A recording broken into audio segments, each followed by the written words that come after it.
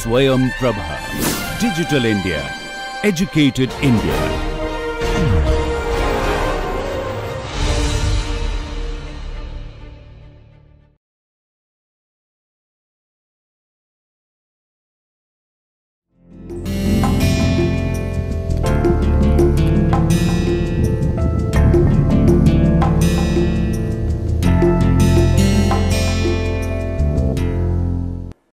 Hello, I am Dr. Himanshu Tyagi and I am teaching this course on heat and mass transfer. Let us look briefly what we have done till now in our previous lecture, and after that we will start today's lecture, which is on very interesting topic called boiling and condensation. So, we will start with boiling and condensation in today's lecture. Let us look at the previous lecture, which was on natural convection. So, we started that previous lecture by asking some examples of natural convection. So, we looked at some very interesting example which take place all around us in order to cool certain surfaces in these three examples over here, like cooling a monitor, our chapati or tea, and also in some cases natural convection takes place to heat a surface, like if I leave a cold ice cream, then due to natural convection it will gradually get heated. And very interesting case we looked that in zero gravity, for instance, if we get opportunity to visit International Space Station. So, even though it will be surrounded by air inside the space station, people are living there, breathing, the astronauts, but any of the equipment or even their body, they are not losing heat through natural convection because there is no effect of gravity. Gravity is very important because it is what leads to motion due to buoyancy force. So, we defined something called the volume expansion coefficient beta, and we looked at it expressions over here, and in simple case of ideal gases, beta is simply 1 divided by temperature, where temperature is given in Kelvin and the units is inverse of Kelvin over here. Then we, at the end of the lecture, we looked at the salt example, where we figured out how much heat is being lost through a mobile phone kept in vertical position like this, and we made use of all the equations that we learned in this lecture, and we came up with some numbers. So, students may check the correctness of this numerical calculation. We started off with the equation for motion, and we drew this particular diagram which shows the boundary layer which develops on a hot surface. So, if let us say a hot vertical surface is surrounded by cold air, then this type of a boundary layer is developed, and we looked at the temperature profile, the velocity profile inside it qualitatively. We looked at the boundary conditions that we can think of reasonable, under reasonable assumptions and certain Boussinesq approximation. Then we wrote the three equations, which is conservation of mass, also known as the continuity equation, conservation of energy equation over here, and then in detail we looked at the momentum equation, where the special gravity term because of the body force will also appear over here. So, we then simplified that momentum equation and converted it into non-dimensionalized form. So, conversion of it into non-dimensionalized form may be little bit intensive, effort intensive, but the beautiful result we got was directly we could visualize over here that the presence of the Grashof number we can directly see, which we formally wrote over here. So, this is the product of Grashof to Prandtl number, and Grashof number is this first term over here shown in the orange bracket, and Prandtl number, when we multiply it, we get the Rayleigh number.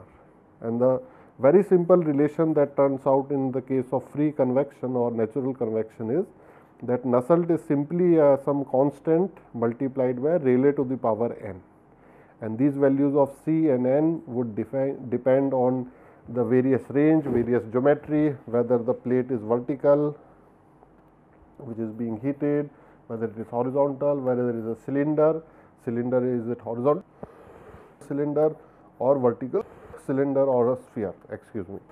So, all these things are readily available from tables, and those students do not have to memorize, but they have to physically understand where does the correlation come from, and this is what we have shown over here, that what is the definition of Grashof number, what is the definition of Rayleigh number. So, we looked at it from very interesting perspective, and we covered this particular topic.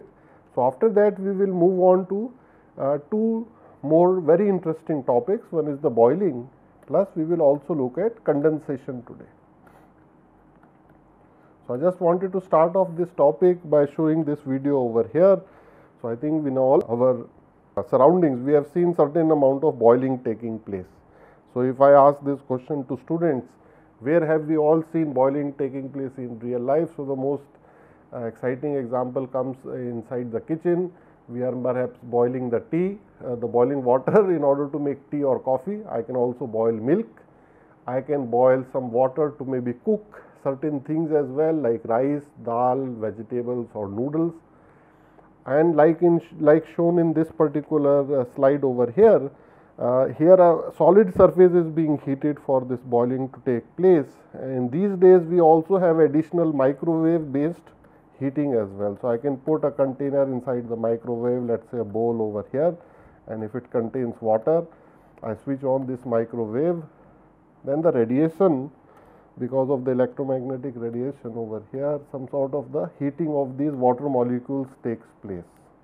So, the water molecules inside over here get volumetrically heated, and we can immediately see through this transparent screen over here. So, we have transparent screen on the microwave that boiling is taking place. And one thing we have to be very cautious, and this thing also mentioned over there, because it is a different type of boiling regime, that sometimes it may so happen that with very innocent or unfortunate people, they take out that particular subcooled liquid which was inside over there, and this we will discuss in some of the examples. And as soon as you perturb it, then the whole thing becomes superheated, and this is something which happens because of the surface tension and other phenomena, that the fluid actually becomes very, very hot, and there is no, because there are no rough surfaces, that it has to actually boil and be converted into vapor, and as soon as we give some motion to it. So, some people have experienced severe burning based on that.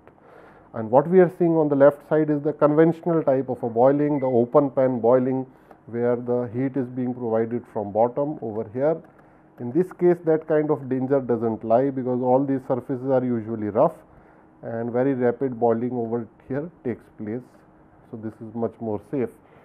So, this is just example. Another example which comes to our mind is not only just water or milk we are boiling, sometimes we can also boil oil also. So, I think I can show over here that if we want to deep fry certain things, then also we can see that these oil also at very high temperatures it can reach, and these kind of bubbling effects can be seen over here as well. So, we will start our analysis with this background, and then we will try and see that what are the different type of regimes. So, what we want to do is today, in the first part we will look at boiling, in the second part we will look at condensation. When we are looking at boiling, then what we want to do is look at the physics behind it, that what is actually happening at the interface. Let us say I am heating a pan from bottom, that liquid molecules which are present very close to the interface, what exactly is happening over there, how does the roughness of that surface actually play a role, how does surface tension play a role, then parameters like enthalpy of vaporization. So, we will also draw the TS diagram and try and see what kind of role is played over there. Then, as we will see in the next slide over here, this is something we will come to in very quickly, that are there different regimes in which boiling can take place, and the answer is yes. So, we will look at things like defined as nucleate boiling and film boiling. So, we will come back to this figure in just a minute.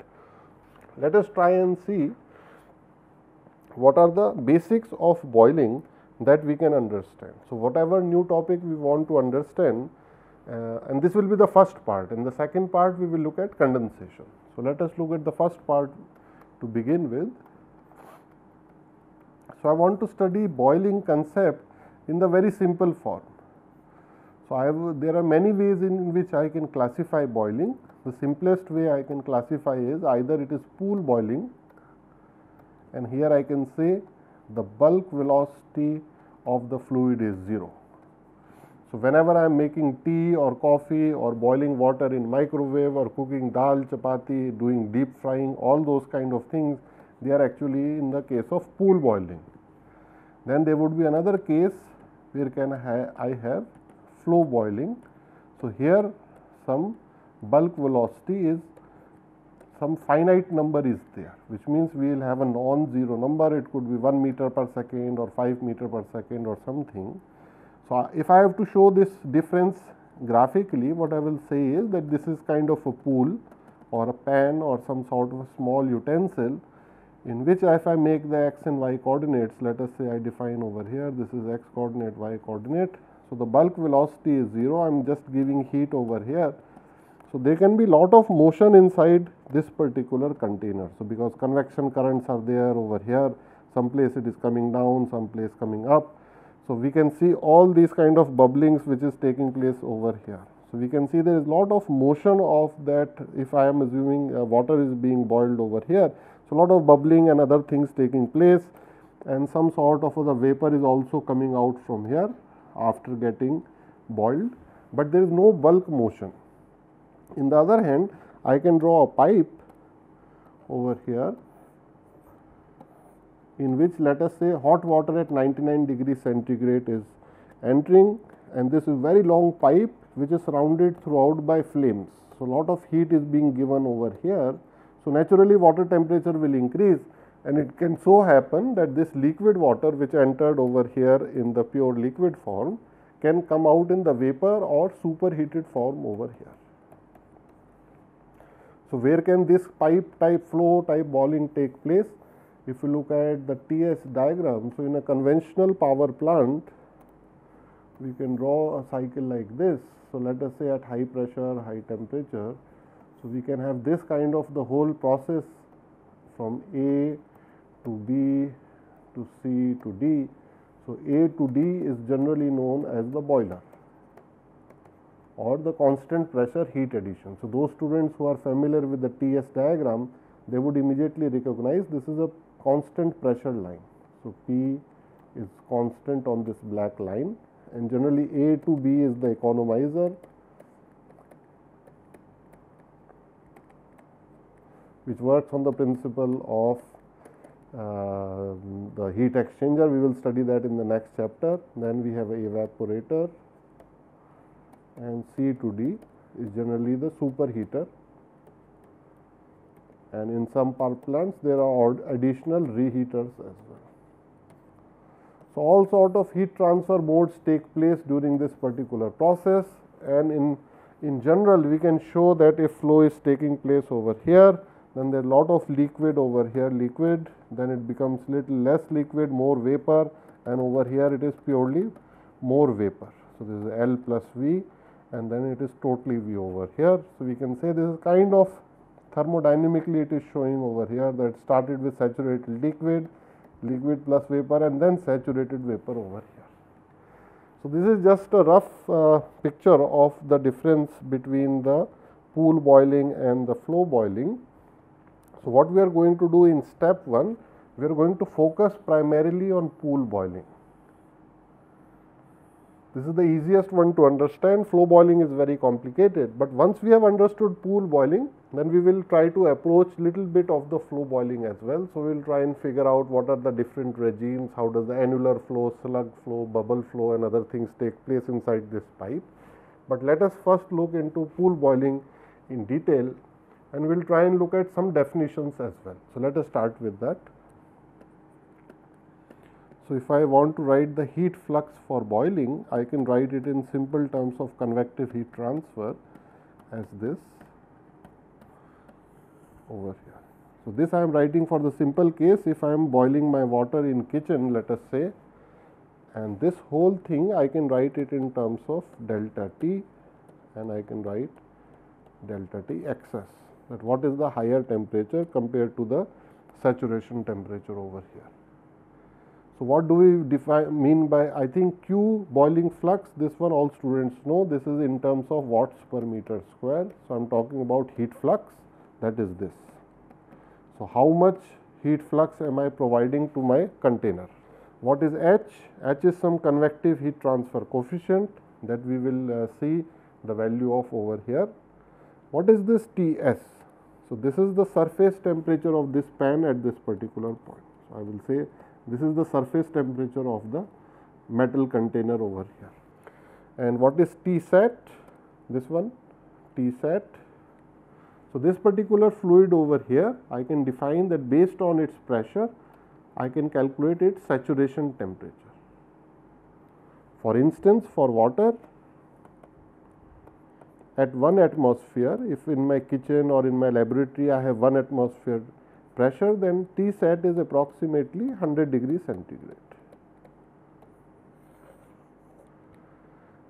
Now, interesting thing comes out over here. If Tsat is 100 degree for water, and of course, I can change it. If in India, like we use pressure cookers, and if I go inside the pressure cooker at 2 atmosphere or 3 atmosphere, this Tsat value will change. So, essentially what I am doing on the TS diagram, instead of cooking in this particular region, I want to cook at slightly higher pressure in order to achieve better temperatures over here. So, instead of 100 degree, I might be cooking at 120 or 150, depending on how high my pressure cooker temperature can be. So, Tsat is very important, but for 1 atmosphere, we can simply take it to be 100 degrees centigrade, which means this delta T excess over here is essentially the difference in the surface temperature of this particular pan, shown as Ts over here, minus the saturation temperature of the liquid, which is kind of a constant if I know the atmospheric pressure or the room pressure,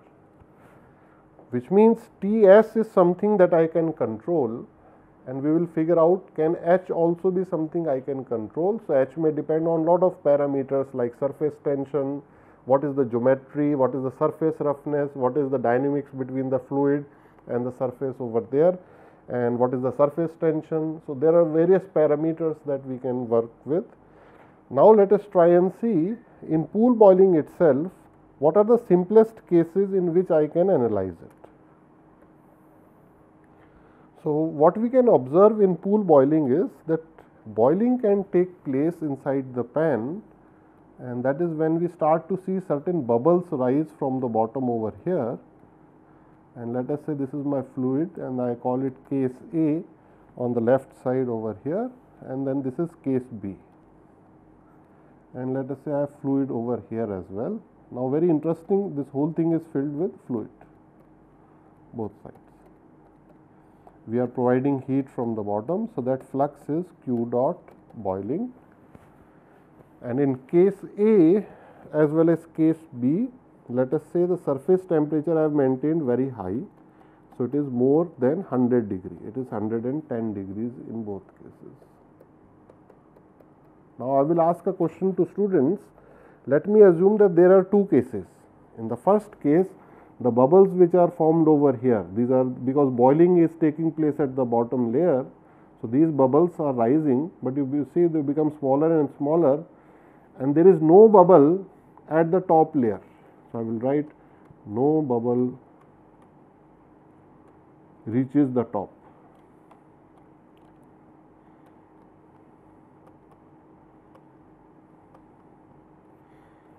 On the other hand, in case B, the same thing happens over here, but the bubbles reach over here, and after over here they become vapor and then go over here and here.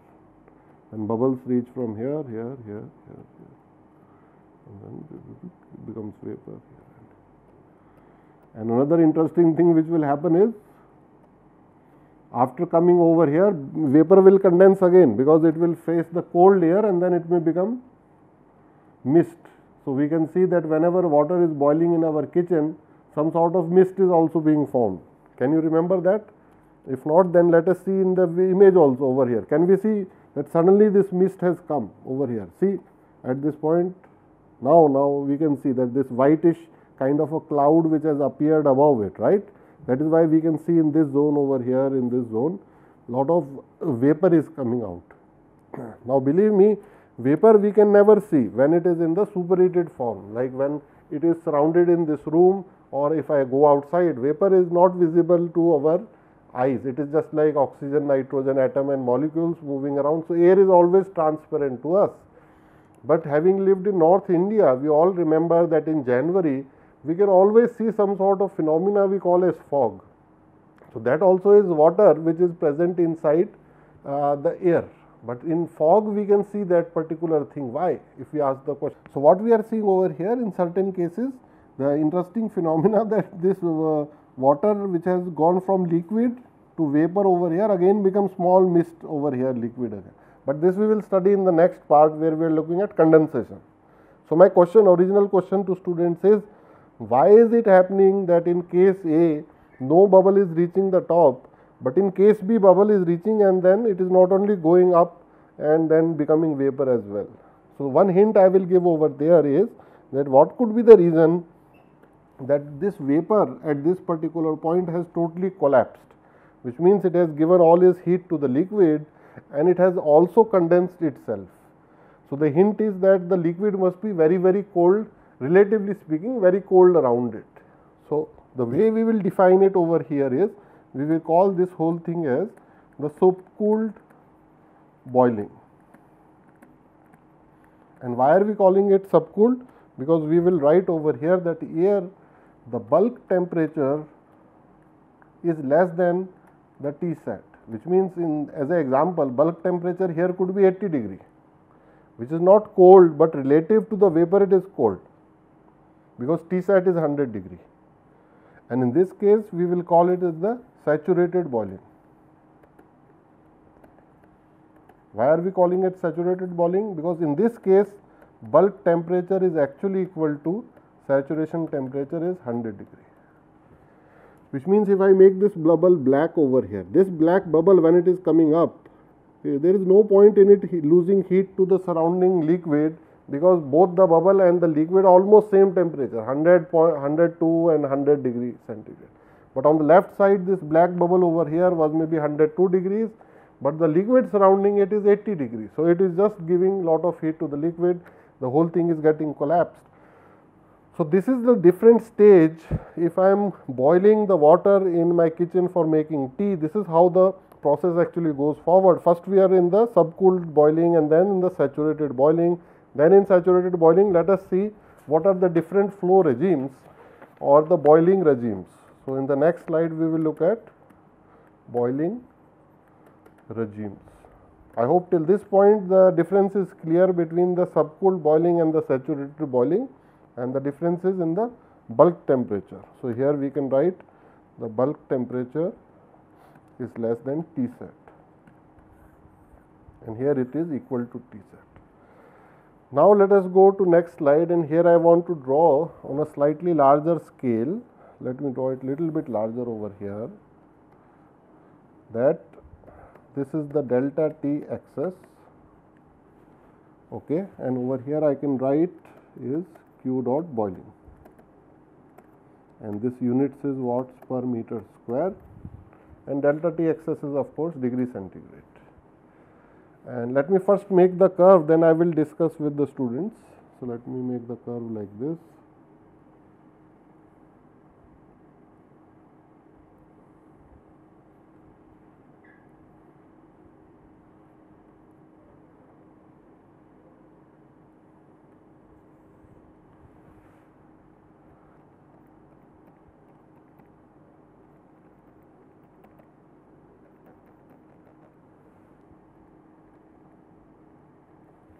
Okay.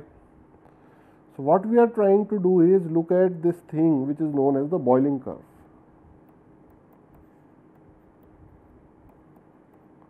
And over here I am going to draw it for water, but for all fluids we can draw different type of boiling curves. So what we are showing on the y-axis is the heat flux. This is in watts per meter square, and on the x-axis we have delta T axis, which is defined as Ts, surface temperature minus the saturation temperature of the fluid. Now let us try and see what is happening inside the pan which I am heating in my kitchen. So this is the pan, the handle over here, then water is over here. So essentially I want to boil this water, and I want to zoom in this particular region over here, because this is where boiling is taking place. May I ask the question, why is boiling taking place inside this circle in the zoomed in region? Because boiling has to take place at the interface between the solid and the liquid. So I will draw this zoomed in over here. Let me draw it like this.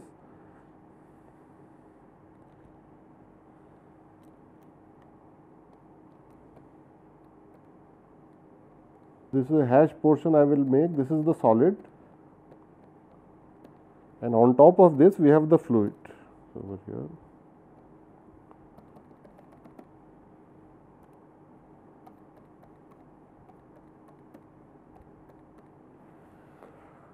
Now we are supplying heat from the bottom, that is heat flux. So let us see what happens initially, that at very low delta T axis, let us say delta T axis about 0 or 1, and then this value is about 5 degree, then we have about 10 and then 30 degree. So the x axis is in degrees centigrade. Initially what happens is that natural convection takes place over here, and the fluid tries to rise because it gets heated. So the liquid which is present over here, there is no phase change right now, but hot liquid is going up, cold liquid is coming down over here. So from here the liquid becomes hot, it goes up because of buoyancy, the cold liquid comes down, and this is this particular zone over here. So this is the first zone of boiling, and this is known as the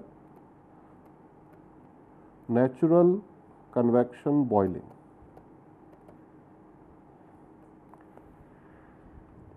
And we don't really see any bubbles form at this particular time. So this is a very small region in which just as the bubble is about to form, the liquid has become so hot that it has just gone little bit up over there. So there is very small difference in temperature, maybe 98 degree, 99 and 100 degree.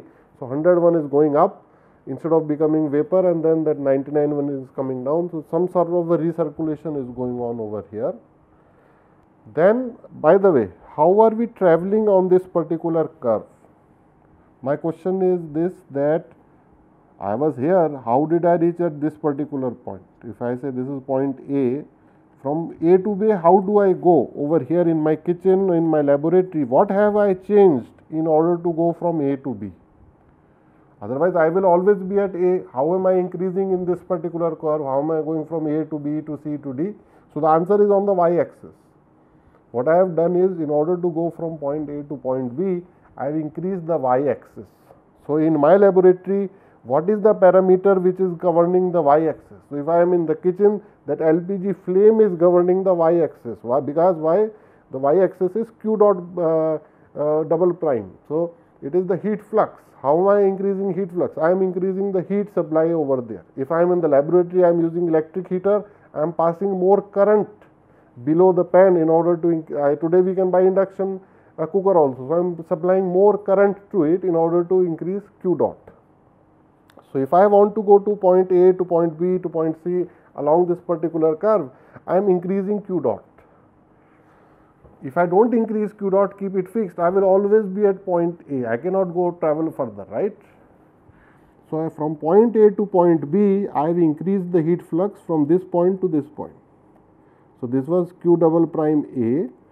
Maybe its value is, let's say 5 or let's say 500 or 5000 watts per meter square, 5000.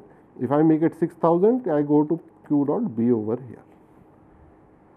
Then I keep on increasing it. At certain point, what we will see experimentally is suddenly we will start seeing some bubbles appear over here. Okay. So I am drawing this green bubble over here. Can you see it? This green bubble, I will draw 3 bubbles over here, 1, 2 and then 3 one over here. Which means now we have entered the next regime, which I will write as the nucleate boiling.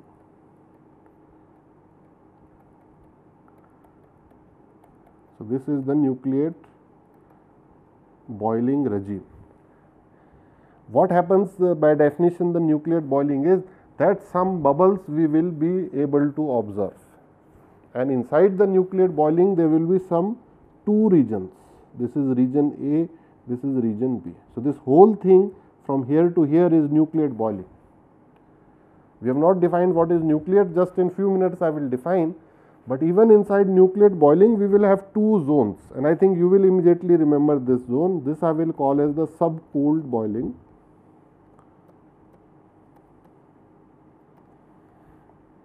and this I will call second region as saturated boiling.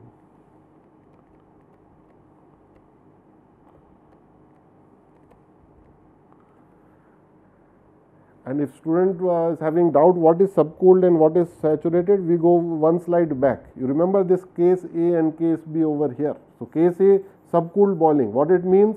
That the whole bubble is not able to reach to the top, right? It is collapsing somewhere in between. Bubbles I am seeing in both case A and case B. Please remember, at the bottom of the pan, I am seeing bubbles in both cases, right? You can see the green bubble here in case A, and I can see green bubble here in case B. Only difference is, in case A, all of that collapses without reaching the top. In case B, it is able to reach the top and it gets converted into vapor. So, that is the difference between these two zones, subcooled boiling zone and the saturated boiling zone. Now, let us look why do we call it nucleate boiling. So, if we look inside this particular green, or I might make it orange now, bubble over here, what is happening? The liquid which was trapped inside this particular zone over here, what zone am I talking about? These are nucleation sites. And this is why graphically we are able to explain that surface roughness is so important in the boiling, that if let us say we have another surface which is very smooth and it has one nucleation zone over here, this is one surface, I will call it surface A. Then I have another surface where I have 4 nucleation zones. So, in nature what happens in surface B, better boiling will take place compared to surface A. Okay? And this is very important, because only when the nucleation site is present, then the liquid can turn into vapor over here. So, you can see there are 4 nucleation sites present over here in surface B. This vapor will be formed. So, liquid is getting boiled at that small zone. So, if you see the small zone over there, earlier it was filled with liquid, suddenly it will get some heat, it will become into a bubble. It is not an air bubble, it is a vapor bubble. It will not have any air inside it, it will be H2O vapor, which will be a bubble inside the H2O liquid, very beautiful. Then these 4 bubbles will rise. But on the smooth surface A, only one site was there. And you imagine if there is a super smooth surface where there is no nucleation site, and there what will happen is very dangerous. The whole liquid temperature will keep on rising, but it does not know how to convert itself into vapor. And that thing maybe sometime happen in micro. Then you pull it outside, then suddenly there is some tap or some sort of a scratch or some instability over there. Then they suddenly remember that, oh, at this temperature we have to be vapor. Then suddenly the whole thing becomes vapor and it can damage a person's skin or hand or face. So, anyway, coming back to this discussion over here. So, nucleate boiling, which we have shown in the green zone over here, right? This is all this diagram that I have drawn over here. These are nucleation sites. That is why we call the nucleate boiling. Okay? And this whole thing continues up till this peak point over here, and this peak point is known as the CHF. On any xy diagram where we have the peak point, we can say del y by del x is 0, or the maximum has occurred over there. So, I can also say over here that Q prime is maximum at this point, right? And CHF, full form I can write is the critical heat flux. So, in the example that I am trying to give over here, this value I will just share is about, I can write over here, this value I can write is about 10 to the power 6 watts per meter square. So, typically we can achieve this much with water, and just see that delta T is only 30 degree, which means what is this delta T? Ts minus Tsat. What it tells me is that this pan inside my kitchen, that surface temperature, I only need to maintain 130 degree centigrade. Only 130 degree centigrade if I keep, then full boiling is taking place, critical heat flux is almost achieved, and the boiling zone that we are in is still the nucleate boiling, because we are still on the left hand side over here. After we have reached nuclear boiling, then we again try to go little bit further. Then this zone is known as, the next zone is known as the transition boiling.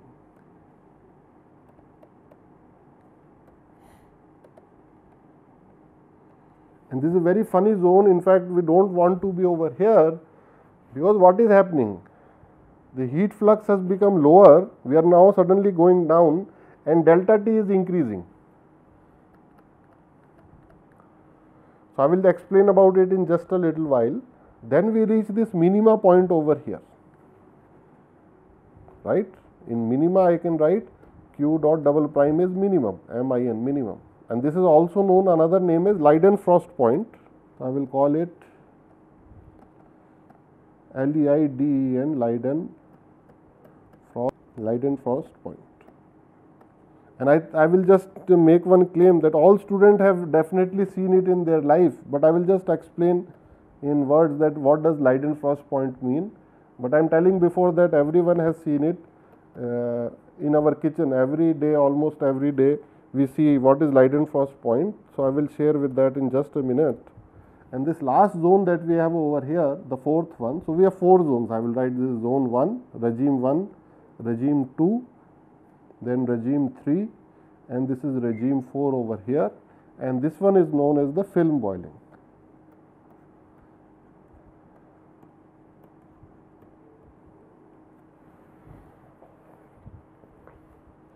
And before I go into transition and then Leidenfrost, let me quickly tell what is film boiling, because that is very interesting.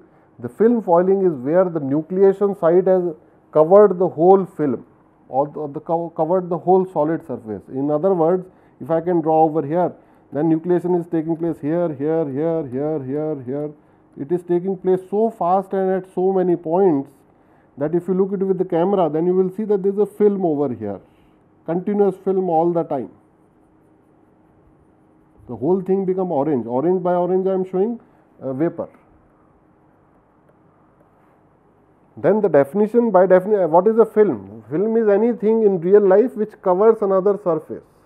So, we can have a dining table, then there is a very shiny film on that. If I purchase new car, then there is a shiny film of some material on that one as well. If I purchase a new book, then usually there is a transparent film, I can pull it off little by. So, film by definition is the top surface which covers the bottom surface. So, over here we have the vapor surface which is totally covering like a film, and this I am talking about is the zone 4. And let me go back 2 slides back, and this I will show with the photograph over here. Now, we are talking about nucleate boiling, which was zone number 2, you remember, and now we are talking about film boiling, which is zone number 4. So, now let us look at that particular point over here. So, this is a photograph taken by Professor Westwater from UIUC, and the reference is given over here. So, what they have done is, instead of taking like in our kitchen a pan in which it is happening, they have taken submerged a heater. So, it is a cylindrical heater which is submerged by fluid on all sides. Okay. So, I think you can imagine there is a fluid over here, then boiling is taking place on all the surfaces over here, and the bubble will come from the top surface over here.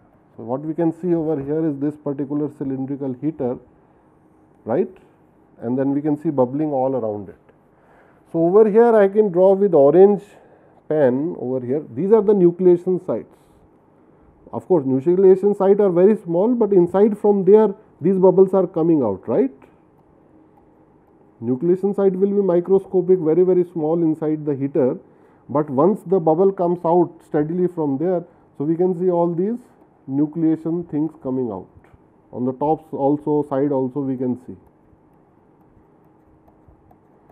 So, if I can draw over here that particular diagram again. So, if we have a solid surface which has this kind of a surface, and this is a solid. So, those orange dots which I have drawn, or orange circles which I have drawn, or these are the nucleation sites over here. And then bubble becomes big, then it comes up, then the liquid comes in again over here. So, liquid I will show with the red line, then this liquid comes in again, it will fill that gap. Then that liquid again will get boiled, it will become bubble, go up. As soon as the bubble goes up, there is a void over there, liquid fills in again. So, this is a continuous cycle. And then this red line shows the liquid. So, I will write LLL, liquid is going in, then vapor directly going up. So, vapor is going over here, this is vapor. Then this vapor goes up, this one goes up, this one goes up, then new liquid comes in. unlike over here. So it is just like in a big shop, then the customer line is long, the shopkeeper is serving the old customer, then as soon as he leaves the counter, new customer comes in, then he services him, then he goes out, then it's kind of a batch processing, that continuously it is happening super fast. So over here also the hot surface is trying to pull in, it wishes that the liquid comes close to it, liquid comes, it converts it into vapor, then vapor because of buoyancy, gravity goes up. When vapor is gone, then a space is generated for new liquid to come in. Then that liquid touches the hot surface, it becomes vapor. Vapor is bubble, it suddenly goes up. This is what we are seeing in this diagram in nucleate boiling. Small bubbles we are able to see, and very beautiful photograph is taken over here. So this is nucleate boiling. Now we see below what has happened over here. This heater which I have drawn over here, the whole heater is covered with a film of vapor. There is no nucleation site, isn't it? This whole top surface is filled, this is a whole film. Now it has happened in such a way that all the customer have overwhelmed the shopkeeper. So a whole full row of the vapor has actually formed over there. So there is no way the liquid is in direct touch with the surface. So it is a very unfortunate situation over there, because the liquid which want to get heated, get converted into vapor by that hot surface, there is no contact between them. In other words, there is a thermal resistance which is placed between the liquid and the hot surface, and that thermal resistance is because of the continuous and almost permanent layer of that vapor, which we are calling technically a film. So that film is become permanent there. As long as we are giving the heating on the Q dot over here, which means as long as we are giving this heating on the y-axis, that film will be there, and that is why we have to give huge amount of heating to, and you can see immediately over here that look at the delta T in the film boiling regime. So in the nucleate boiling, how much was the delta T? Just 5 degree to 30 degree. In film boiling, why is it very high delta T? 120 degree to 1000 degrees, or even more, 2000, 5000 degree. It is just because that much voltage difference, because you remember delta T in thermal resistance terms was voltage difference, because there is a huge resistor if it is present in front of us, and we still want to transfer Q dot. If we still want to transfer some current or the rate of heat over there, then I have to apply very large amount of temperature difference. So this is an analysis that we have looked at with the difference between nucleate boiling and film boiling. I have skipped little bit part of the transition boiling and Leidenfrost, which I want to tell now. But I hope this concept is clear, nucleate boiling, film boiling. Now let us continue this analysis and let us look at Leidenfrost, and I will now substantiate my claim that we have all seen it in our lifetime once or another. So Leidenfrost point is the point where, I will draw that again, this particular point is the Leidenfrost point, this is Q prime delta T. So let us imagine what will be the liquid's response at this particular point. How will we achieve this particular point? If we have a very hot surface and there is some liquid present on top of it, let us say it is in the drop form. Let us just imagine over here. Now instead of being able to touch this liquid, if the bottom of the liquid has boiled and it has become the vapor. So this zone I am showing as the vapor zone. So the liquid is actually dancing on top of this particular vapor, it is not able to touch the hot surface. This hot surface is at very high temperature. Look, if you go back to the previous point, temperature is 120 degree excess, which means Ts is about 220 degrees centigrade in our experiment, because delta T was excess temperature. So this thing can happen in our kitchen, in our laboratory, at many places where the hot surface, we sprinkle some droplet of water, and this is, I think, we have all seen while cooking or while watching another person cook, or if some dosa is being made somewhere or some sort of a parat is being used where we are cooking paratha or other particular ingredient, Then if we sprinkle some water, some of it will disappear immediately. It is able to touch that surface. But if some droplet like this is not able to touch the surface, then we all remember that that droplet actually dances around for a very long time. It can dance around for 5 seconds, 6 seconds, 7 seconds, and the beautiful thing is, with the time, its radius becomes smaller and smaller. So I can show it with time over here.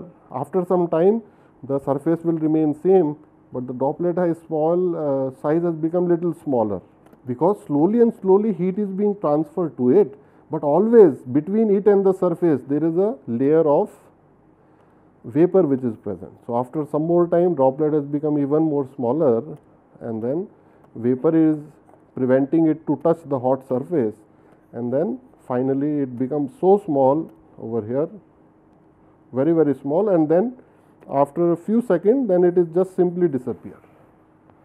So this particular phenomena where a resistance, thermal resistance is acting over here, because this is a layer of that water vapor which is preventing this liquid. And where is this water vapor coming from? Solid is not giving, it is the droplet which is evaporating. So the droplet is coming like this, water vapor, it is evaporating, going up. The whole process is very fast, but can take sometime 4 to 10 seconds, and during that time we can see the droplet which is dancing around, and that incidentally is the T, this T prime min, and also known as the Leidenfrost point over here. So now we go back to previous slide and try to connect it, that we have still not defined what is transition boiling, but we are seeing that at this min point some very, very worse condition is happening, worse in the sense that from a heat transfer point of view, that huge delta T, but still very low Q prime. This is something that we never want to happen in reality. Now let us talk a little bit about the transition boiling, this in between regime. So transition boiling, how I will define it is, that is nothing new, but it is just a combination of the nucleate boiling and the film boiling. So let us say if there are some zones in which nucleate boiling is taking place, but at certain other zones film boiling has taken place over here. Then after certain time we see it, then the place where there was nucleate boiling, then it intermittently keep on changing, because we are increasing the delta T.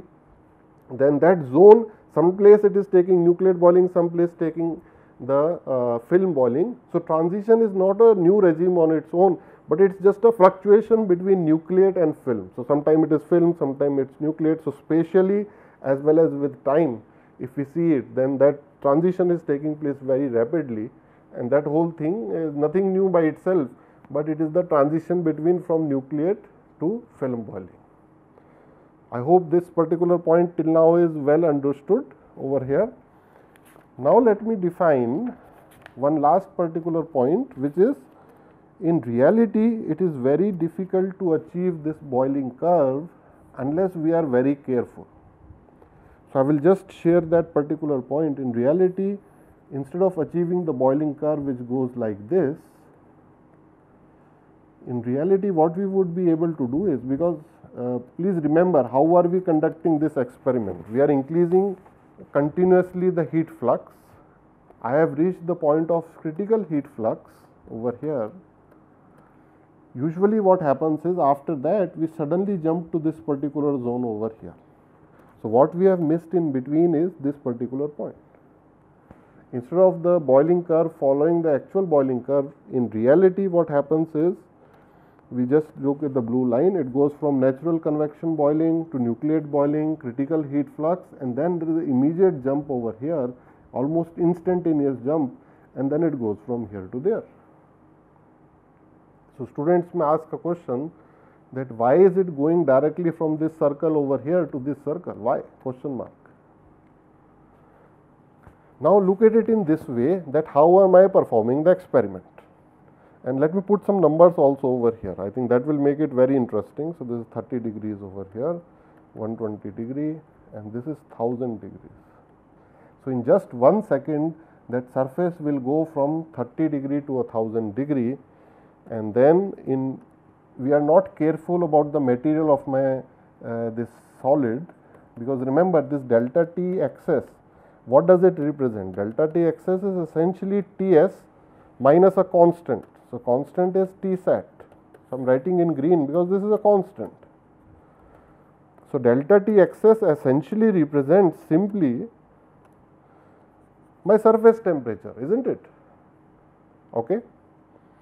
So, if I am suddenly increasing my surface temperature from 30 degree to about 1000 degree, if that solid surface is not having the very high melting point, it will melt itself, right. So, a lot of burnouts used to take place over here in the old type experiments, where the people use some sort of a heater or some sort of a material which is made of a something low melting point like nichrome.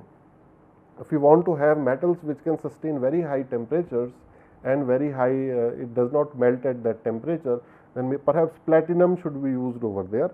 If we use platinum, then it will not burn out, it will continue to grow along this particular blue line, jump immediately from here to here, then continue to go over there. So, the question I will ask on behalf of student is, why is it following the blue line, green line, why not following the red line over here? It should, if it is boiling curve, it should go like this. So, the answer is that it will follow this red line only if we are so careful that as soon as we reach the critical heat flux and the temperature is slightly increased, which means from this red dot we have gone to, from this point we have got to very slight temperature increase we have got, then we have to be so careful to in order to reduce the critical, in order to reduce the amount of heat that we are providing over there, which means, you see, if we are doing some sort of electrical heating, we are continuously increasing the current which is passing through that heater up till the point we have reached critical heat flux. Then what usually we do in experiment is increase the current little bit further. If we do that, we will follow the green and blue line.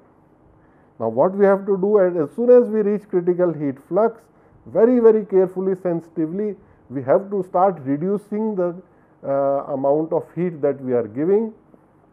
Then we will be able to follow this red line, and then we will reach this particular point over here, where the temperature minima will reach. And another interesting thing, once the temperature minima reach, then we will have to again start increasing the heat flux that we are supplying over here. So, then we will follow this whole red curve over here. I hope students are not getting confused. That is why I am using different colors over here. So, I will repeat it again. The blue curve, if we are following, this is the conventional experiment we are doing. By conventional, I mean we are increasing the heat flux. Very easy to do, simplest way. Just like in a car, we are always increasing the throttle. So, if I am pressing the gas pedal or the accelerator or the throttle further and further, so my speed is continuously increasing. So, there is a very good correlation between that. If we follow that kind of correlation, our blue curve will jump from this critical heat flux over here. Please look on the curve very nicely, carefully. Then this blue will go over there and over there. Then we will miss out on the Leidenfrost point. Okay. If we have to follow the red line, then we have to do it very, very carefully. It requires a lot of care. It's still possible to do it, but we have to do it very carefully.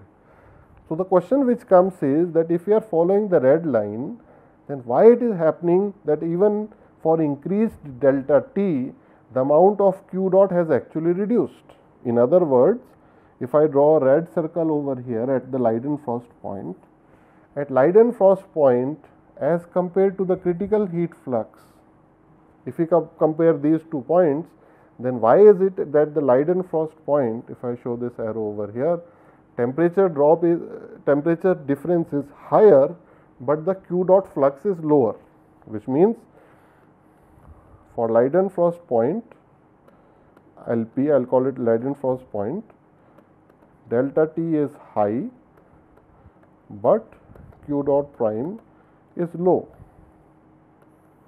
So, if I convert it into electrical analogy, what I am saying is very large potential drop, but the amount of current which is flowing is low. So, there we will get the answer, which means that there is some sort of insulator which is present over there, some sort of a resistor which is present over here.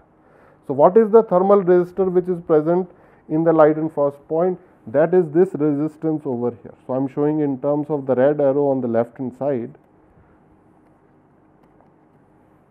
And this is an example which has started for the film boiling, which means that if you go back to the original photographs of those reference that we are showing, if this red zone over here, you can see the red zone, this film from the boiling point of view, boiling does not like this film because this film is acting like an insulator, it is like a resistor. So, I can write over here, it is acting like an insulator. How is it acting like insulator? Because it is simply a layer of vapor. The boiling regime would prefer that the liquid should touch me. The surface would prefer that the liquid, if it is in touch with me, I can transfer more amount of heat, but the liquid is on the behind. Only vapor is touching that surface.